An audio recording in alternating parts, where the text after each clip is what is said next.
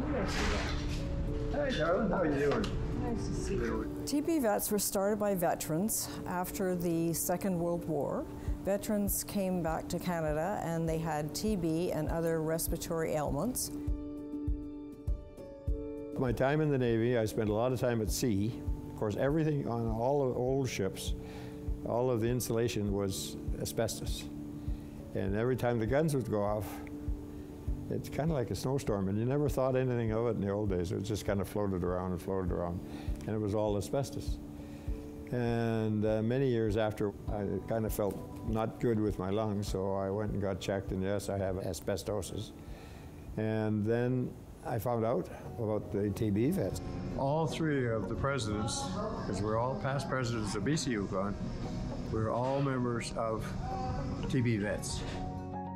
Both my parents are veterans, and they both served in the Second World War. And my father is a TB veteran. He's passed away, but he encouraged us to join the Legion, which we did, and then that Legion started the charity TB Vets. Well, I know Candace very well, and her husband, and she started out just being a Legionnaire. Her dad, of course, was one of the originators, and they were responsible for doing things like key tags. So each year we mail these out. We mail to 105,000 people on our mailing list, so lots of people in BC know about them and get them.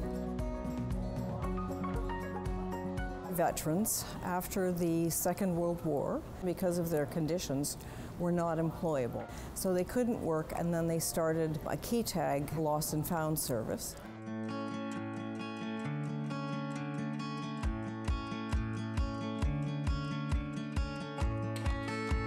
So what happens is the key tags have a secret number, and you attach them to your keys or your luggage, whatever you like, and if they're lost, on the back it just says contact TB Vets.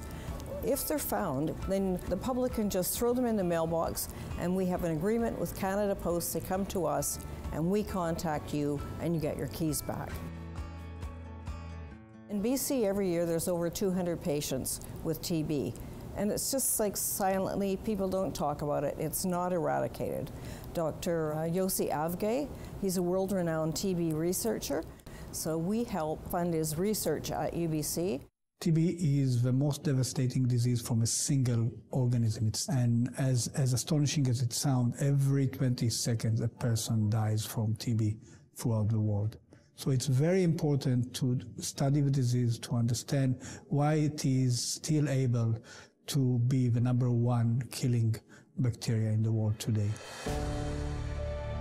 As TB vets today, we help hospitals with respiratory equipment, first responders, and we also help with education. And our motto is to be proud and tell the world who we are, this small organization that is really doing good work for respiratory health. If you'd like to support those in need or to access the Key Tag campaign, visit the website at tbvets.org. Dean Atwell, Joy Television.